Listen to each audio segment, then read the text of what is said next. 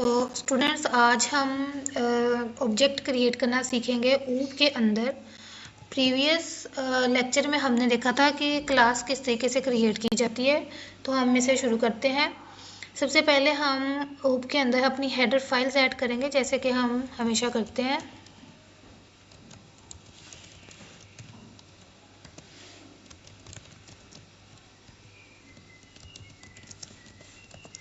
अब हम अपनी क्लास क्रिएट करते हैं। आपको पता है क्लास क्रिएट करने के लिए क्लास कीवर्ड इस्तेमाल होगा और क्लास का नेम जो भी आप रखना चाहें। फॉर एग्जांपल क्लास का नेम हमने लास्ट टाइम रखा था ABC, तो मैं इसको यहाँ पे रख देती हूँ my_class।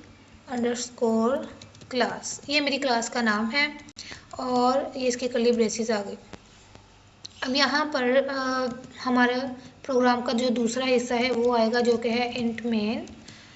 और इंट मेन के अंदर अब हम यहाँ पे ऑब्जेक्ट क्रिएट करेंगे। आप लोग जैसे कि नज़र आ रहा है, ये हमारी क्लास है जो हमने क्रिएट की है और ये इंट मेन है। यानी अब आपको जो प्रोग्राम नज़र आ रहा है इसके दो हिस्से हैं, एक ये क्लास वाला हिस्सा है और एक ये इंट मेन वाला हिस्सा है। तो जब भी हमने जो दूसरा पार्ट होता है क्लास क्रिएट करने के बाद, सबसे पहला काम जो होता है वो है ऑब्जेक्ट क्रिएट करना। और जो ऑब्जेक्ट होता है वो हम इंट मेन के अंदर क्रिएट करते हैं हमेशा से। और ऑब्जेक्ट क्रिएट करने का तरीका ये है कि जो आपने क्लास का नाम यहाँ रखा होता है उसको हम पहले वो लिखते हैं। ये हमने क्लास का नेम लिखा, क्लास के नेम के साथ हम ऑब्जेक्ट का नेम रखेंगे। ऑब्जेक्ट का नेम कुछ भी हो सकता है, ठीक है, जो आप रखना चाहें, ABC या वेरिएबल का कोई नेम। मैं इसको OBJ रख लेती हूँ। ये मेरा ऑब्जेक्ट क्रिएट हो गया। अब मैं इसको रन करके देखूंगी प्रोग्राम को।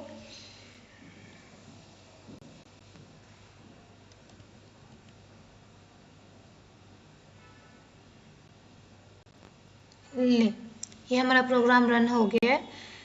एक बार फिर मैं आपको दिखा देती हूँ। यहाँ पर हमने एक प्रोग्राम लिखा, उसमें हमने एक क्लास बनाई। उस क्लास का नाम हमने लिखा my_class। ये हमारे क्लास का नाम है और क्लास कीवर्ड इस्तेमाल किया गया है क्लास क्रिएट करने के लिए।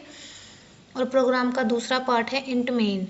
इंट मेन में हमने ऑब्जेक्ट क्रिएट करना होता है। ऑब्जेक्ट किस तरीके से क्रिएट होता है, क्लास का नेम लिख के आगे कोई भी आप वेरिएबल लिख दोगे तो वो ऑब्जेक्ट क्रिएट हो जाएगा। अब अगर फॉर एग्जांपल यहाँ पे मैं कुछ राइट करना चाहूँ,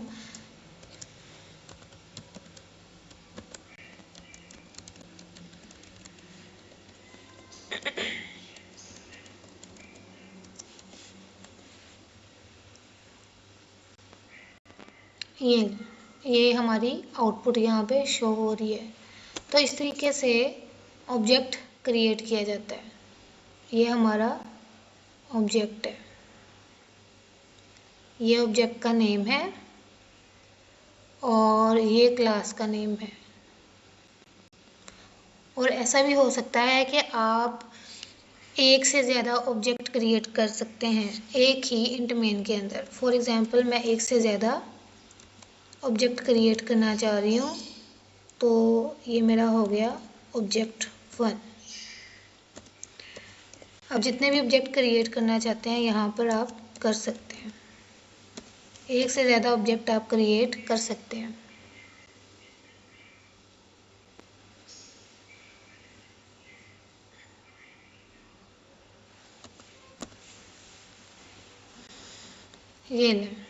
ये आपका प्रोग्राम रन हो चुका है। तो आज का जो हमारा समरी है लेक्चर की वो ये है कि ऑब्जेक्ट किस तरीके से क्रिएट करते हैं। क्लास के नेम के साथ ऑब्जेक्ट कोई भी वेरिएबल लगा दो तो वो ऑब्जेक्ट क्रिएट हो जाता है। और आप एक से ज़्यादा ऑब्जेक्ट इंट मेन के अंदर क्रिएट कर सकते हैं और ऑब्जेक्ट हमेशा इंट मेन के अंदर ही क्रिएट होता है।